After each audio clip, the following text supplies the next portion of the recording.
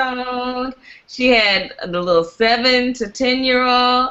And I was like, so we really going to be in this movie theater with this bullshit? It was horrible. I was a little annoyed, and she didn't care. And what was I going to do, fight her? No. Over $7.75 in matinee ticket? You know what? Movie tickets are expensive. That kid had to look up. I'm sorry. Hey, kid. She could have paid for a babysitter when you have 3 tickets that you have to purchase, because you have to purchase a ticket for everybody in the theater. She could have had the money left over to have a babysitter so she could go and enjoy a grown, rated R movie by her damn. But she chose to bring all her kids. Yeah. I'm pretty sure that the children shouldn't be watching Straight Outta Compton. I mean, you know, I'm just a lowly mother, but I'm just saying. There were a lot of youngins. I'm going to go ahead and introduce us, ladies. Hello, everybody. Hello, viewers. Welcome to Sideeye in the City, episode, I don't remember what episode this is, but hey, 19. What's up? 19, maybe? That sounds about right. Anyway, I'm your host, Tamika, and I have with me my play cousins. Yeah. And my real cousin. My play cousin is Sunny. Hello. And my real cousin is Chris. Hello. Hello, hello, and welcome back, ladies. And so if you guys hadn't guessed, we were talking about the opening of Straight Outta Compton and how some parents like to take their newborns to see movies that aren't necessarily appropriate for and it's inappropriate. Great, but not meant for your children. This is not a Sesame Street joint. Which we'll also talk about because there's been some developments on the street, on the street of Sesame. We'll talk about that later too. Okay. So since we're on the topic of Compton and Straight Outta Compton, and I'm sorry, I feel like my hair is rebelling, so I'm sorry for fidgeting. But I haven't seen it, but Miss Sunny has, and she was just telling us about it. So, thoughts? So, okay, I'm super excited because it's doing very well in the box office, first of all. And number 2, I am really and truly an old school hip-hop head. Like, I grew up loving hip-hop from its beginnings over in New York City all the way into where we are current day, which a lot of it is garbage. But it warms my heart to know that lyrics were like, they meant something back then. They may not mean much now, but NWA, regardless of what you think about them, they did have a message. As I was telling Tamika earlier, it's almost like what Charlamagne said. It's like the medicine in the candy. The candy is, of course, the ratchetness and the horrible things that they've done, but the message that they had really represented some of the things that they were going through that we are still currently going through with Black Lives Matter. So it talks about police brutality. It talks about brotherhood. It talks about business and how no matter what blacks did in society, they always got the undercut of someone else of another culture, race, whatever, used them. It was almost like another form of slavery in a sense. And they got to experience that. And I thought it was a really good movie. It was educational. It lets kids know, yeah, this rap game is sometimes just a means for some people to get out of their situations. But back in the day, the lyrics meant something because it was almost like that form of protest. And even though we don't see it now because hip-hop is like really evolved and kind of been tainted about, you know, a lot of the ratchetness, but it was an awesome movie that really, it just showed a different side of things. And if people could to see those situations that those young men were going through on a daily basis and see how they were putting so much in the forefront of, okay, yeah, this is going on in Compton, but this is also going in every black neighborhood in America. And it was only time that they had a true voice speaking their reality. I think they call it reality rap back in the day. So I know some people are going to tear them up because it's NWA, but the movie itself, I mean, it wasn't what people think as the booty shaking and all of that. It really showed the rise and fall of African Americans in playing the game, and when you don't take ownership, you lose everything. So it was really dope. Okay. Go ahead and tear it up. No, well, I'm not going to tear it up. I know you think I'm going to tear it up, but I'm really not. And I mean, I'm kind of, ambivalent about NWA. I don't hate them. I definitely have my criticism of them, of their music as a whole, but I don't dislike them or have anything against them. I got some issues with Dr. Dre, but he sort of addressed those. I will give it to him. And he probably did this for the movie, but he sort of kind of indirectly addressed some of his past. How you address other people? Well, I should say he sort of admitted to it a little bit. Finally. You don't have to admit it. The black and blue eyes admitted to it. You don't have to say nothing. I'm sorry. Hey, I remember me trying to talk about Tyrese and you hating to death. I'll let you talk, Kappa. Maybe. Okay, I'll let you talk. Maybe. And I don't believe you're putting me in the position of defending Dr. Dre. Actually, I'm not going to defend his ass because he's indefensible. But regardless, that wasn't my critique at all of the movie. I do have my issues with NWA, of course, as a female. How couldn't you? And their whole the whole casting debacle last year of how they did their casting call was disgusting and despicable. So I'm not even gonna. I'm just gonna sort of put the misogyny on the shelf for a minute. What did they do? I don't know about this. Oh, you didn't hear about that? Okay. Was this based on the colors of the black women? Yeah. Okay. Yeah. So last year, when they were casting for the women, the few female roles in the movie, and I haven't seen it, so I can't speak as to how big the female roles are, what they are. I can kind of say what I think they are, and has been confirmed by other people, third party. But when they were casting for the female roles in the film, they put out a casting call that was really bad, really problematic, I shall say. They sort of tiered their women as far as attractiveness, and the top tier of attractiveness, you could probably guess what it was. Light skin, long hair, exotic looking, preferably mixed. And the bottom tier was regular black girls. Literally, yeah. So trust me when I say, or hear me when I say, I am not defending NWA as not being misogynistic. You're not going to hear me say that. So this isn't a Tyrese situation at all. I feel you. But my criticism, or I should say my question, because I can't even say this is a criticism because I haven't seen the movie. My question, and I guess Sunny could address this because since she's seen it, is I've heard some people sort of talking about what you were mentioning, about how the movie sort of portrays them as activists. Now, I get it. It's their biopic. It's their lives from their point of view. So obviously it's going to be sympathetic to them, and it's going to be told from their point of view, from their perspective. So you're going to have a certain level of slantedness in their favor to make them look a certain way. But what do you think about, do you think it was an honest depiction? I get it, there's a certain, and we were kind of talking about this, there's a certain element of activism in F the Police, even just the statement, F the Police. There's a certain amount of, because this is what was going on. This was their life, in a sense. They were being profiled and harassed and abused, much like people are today. So there certainly was an element of truth in their music, but I don't know if we could go as far as to say they were activists. And I would disagree with... I've heard, and again, I haven't seen it, but I've heard that the movie sort of portrays them as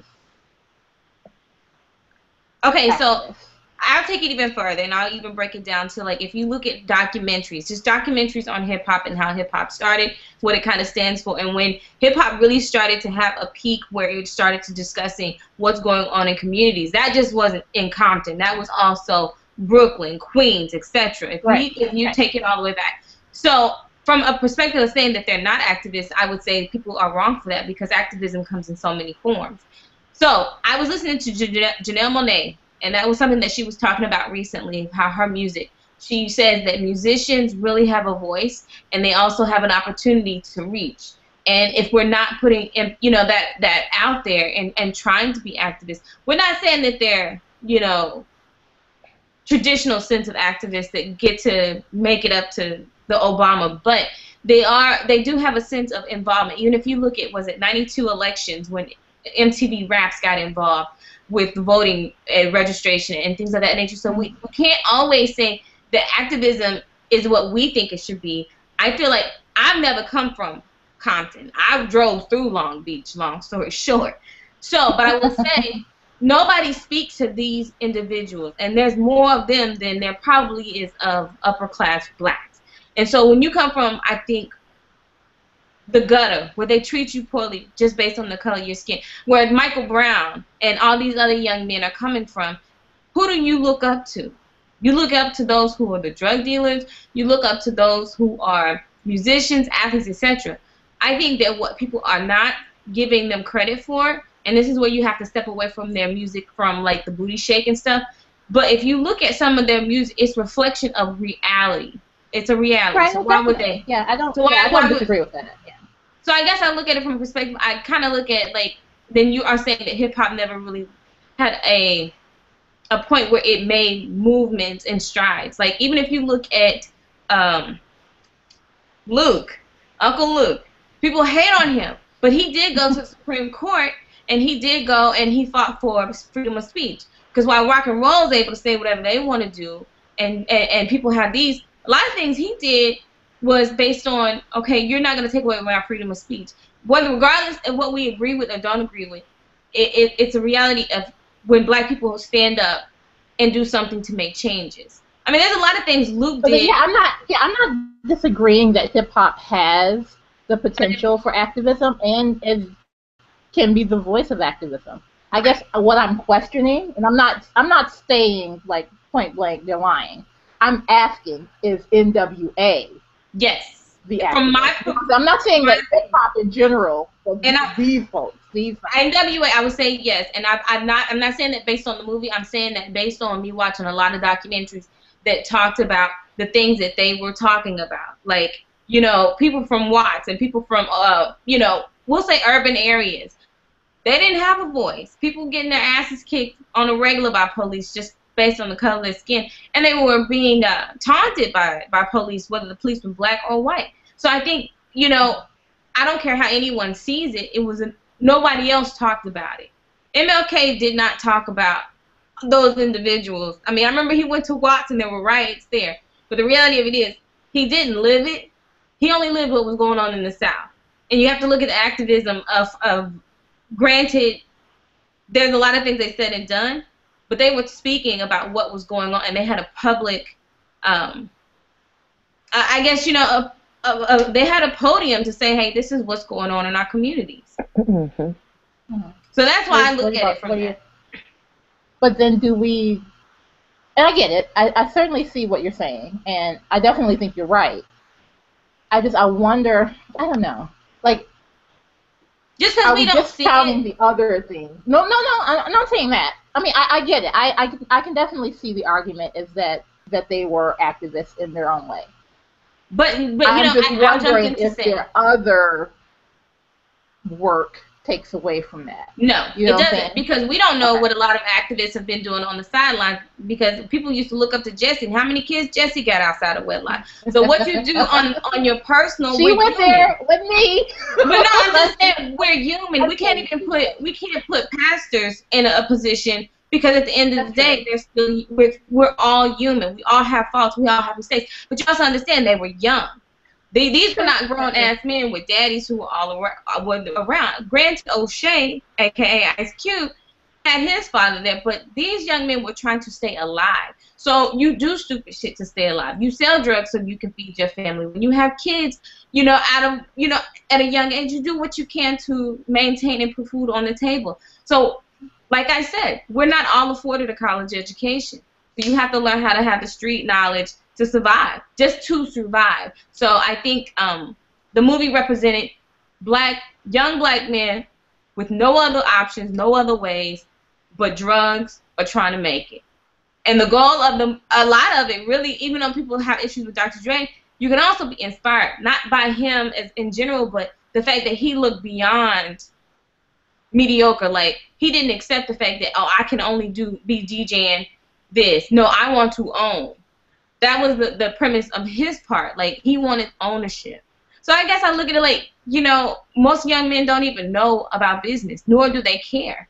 But he had a dream, and he followed through. So I guess you can still see that. Yeah, I can see that. That's why I say that.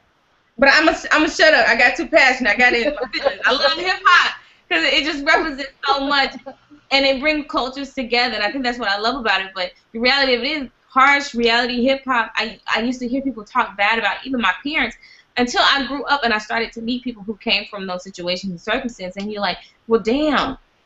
When you have to wake up and hear gunshots every day, I don't know what that's like. So to know that you really are trying to survive at a young age, I think it's dope. It makes sense. I can see that. I can see that. Chris, what are your thoughts? I don't have any. Throw us some shade after the Tyrese.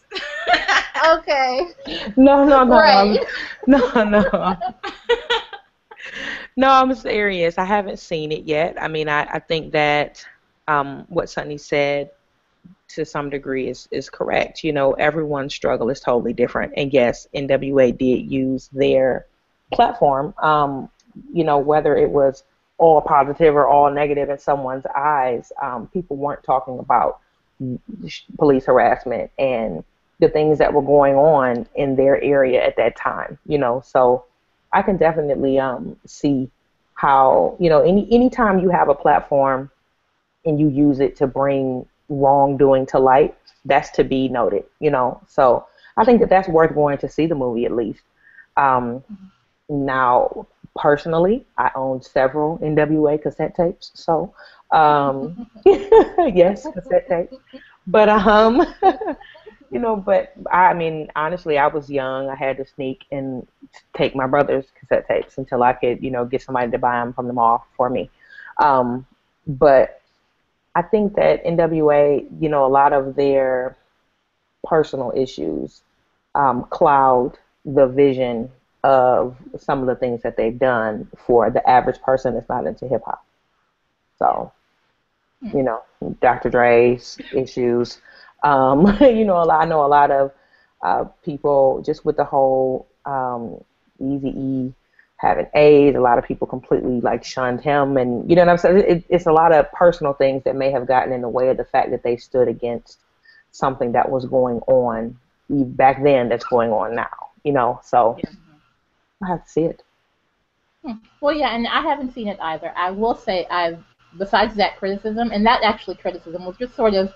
Somebody just sort of pointing that out. Yeah, like, that's a lightweight. So that really wasn't a criticism. Yeah. That was kind of lightweight. I've heard it was really good, and I've heard that O'Shea Jr., I guess. Yes. Ice Cube. I've heard he did a really, really good job. Can you imagine playing your mother movie? No, that'd be a little weird. No, it wouldn't. Like you know all of her mannerisms. Nobody play her better than you. So him playing his dad. I know I can be my mom better than anybody. So. But no, I would say if anyone goes see the movie, go see the message. Like, don't go with your likes or dislikes. Just look. The message is awesome. So if you can see it for that, it'd be a good movie. Okay, well, I mean, I have heard good things about it. Yeah. Now, something about it, and this isn't about the movie per se. It's sort of like the mythos around the movie. Yes. What do you all think about these theaters rolling out extra security? You know, I was going to mention that. I think that's. I don't know what's going on. I don't know what's been done. Fear. Bullshit. But I mean, it's absolute bullshit. But what I was going to say was, it amazes me. What makes you think we're going to fight each other at a movie about our struggle? Like, really? I think, you know, now this is the only reason, because I went at 4:40 because I don't do late nights, because you got to be able to see what's going on. And it's not us that's be in there with the pistols and shit. It'd be somebody else from the group. I'm just saying. Mm-hmm. But I guess what I'm seeing is from history. Do you remember when, like, I used to be a movie person, and I think that's why I love the Thug Dude, because I used to watch a lot of hood movies. And you remember back in the day when, like, Boys in the Hood came out and Menace to Society? They did have incidences across the nation. So I think it's a fear tactic, but also think about, because even when I went, I noticed that they put the movie far back where the exit was. You know how in certain movie theaters, yes, it's very clear where where the exit is. Mm-hmm. So I feel like it's a fear that they don't know what to expect with evoking this kind of stuff. And history a little bit, because I'm not gonna sit up here and say we ain't tore up some movie theaters back in the day, but back in the day though, not recently though. Right. But maybe not recently, but we haven't had that many black movies like we used to have either. Like I haven't seen Tyler Perry from Medea. Girl, right. No, they used to have like. And those should be shot up because the movies suck. No, I'm not gonna lie. I'm not advocating shooting up Tyler Perry movies. Don't write me. No, but I'm just saying, based on even me coming from my small town, we used to have issues where they were fighting at the movie theaters after these movies, like ethnic movies. So I think it's more of a history, and then it's a fear, because what is this movie really has their platform on? Police brutality. So it's they're fearing. But if it's not any police there, then what will we be fighting for? Right. And why are we assuming just because given history, yeah. If that's the case, if we're going to make that argument, then every movie that opens should have, or at least every superhero movie that opens should have extra police presence, because Batman Forever, whatever the fuck that was, when 12 people died, or that Amy Schumer movie last month where 9 people died. So I'm gonna side-eye that. I'm gonna side-eye the hell out of that. And I feel you, but I guess I'm just going based on what I have seen in the past. I have seen Society is 20 years old. We haven't had that many hood movies in a minute, though. It's been a while. I agree. I just don't necessarily all of them love stories. I just don't think that it's not. I didn't think it was necessary to beef up security. Again, for a movie about, I mean, if we're going to say that some of the message was, after police, outside of having the police standing there waiting for us to come out, you know what I mean? Yeah. I mean, did they beef up security at Selma, or the Selma movie, or 12 Years a Slave? I didn't see any security. No. Okay then. No. Okay then. I mean, granted, you're right, but I guess I just look at. I saw how they tore up some movie theaters and. 20 years ago. 20 years ago? What hell? Police still been beating folks, so ain't nothing changing but today. And I don't know if anything has actually happened. Has there been any shootings or fighting? None that I've heard. That's what I thought. So they've had good ratings. So that means people are out supporting the movie. So it's not like it's not having the support, because I think it's at past 50. Yeah, 59 million. Yeah. So. I'm not saying it's right or wrong, but if anything, it's geeking people up to really hate the police. Yeah. Because I left out of there, like I just left Compton. Like I felt like I lived it for a minute. Like I was taking over, and I had to call my homegirl to calm down. I'm like, this movie got your girl on 10. So, no, I'm not saying it's right, but it's okay.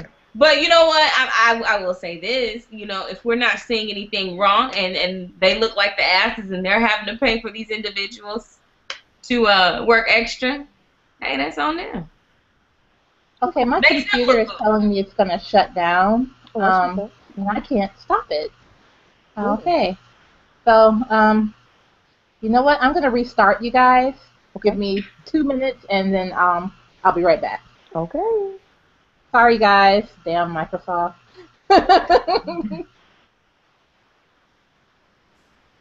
Oh, well, she's gone. It still stays live. OMG. So now that the host is gone, we can act a fool.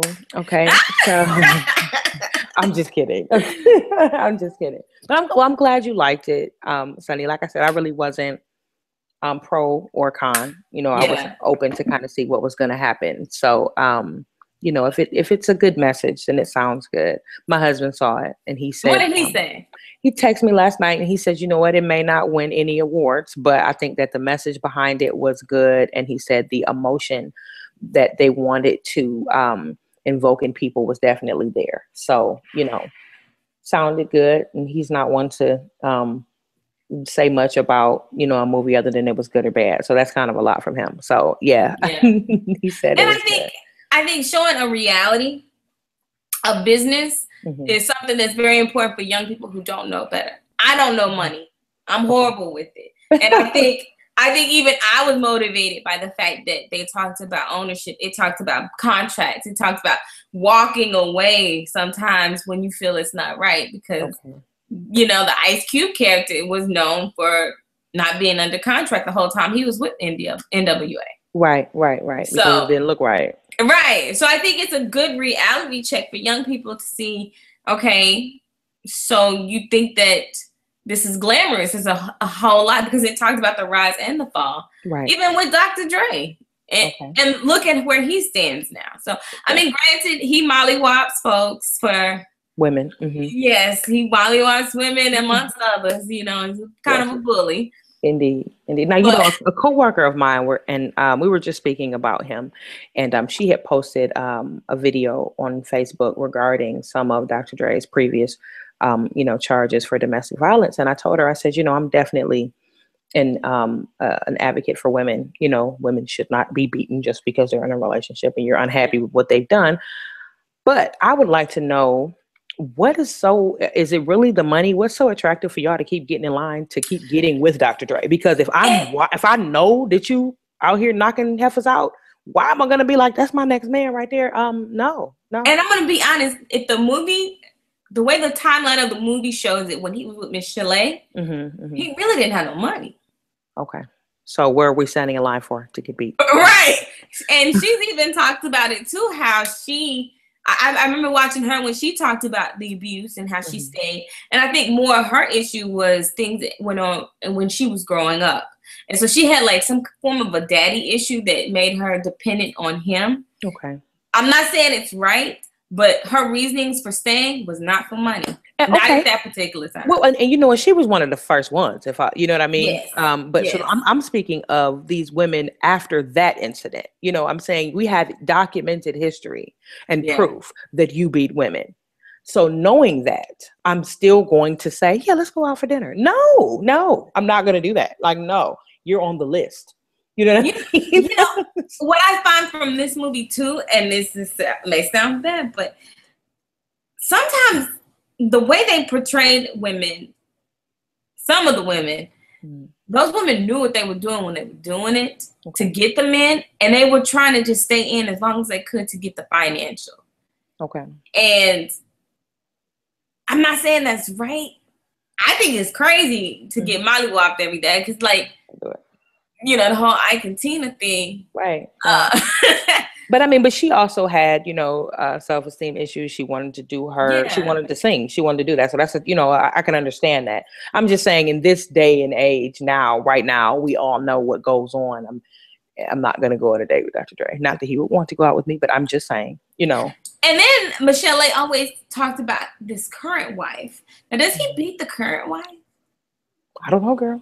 Because she said that when this wife came around, that's when she knew that she had to walk away, because she wouldn't win him. Because whatever this wife has, and they kind of put that in the movie a little bit. Really? She's the dime piece, like the treasure. Yes. Okay. It's true. According to their casting call, she must be mixed and light skin with long hair. Okay, well. I'm just kidding.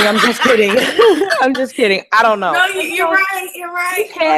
He's had some issues with his current wife as well. So I don't remember them off the top of my head, but there's been an issue through their marriage history. So who knows? My question is, I just feel like any man with money and power is going to have issues. Okay.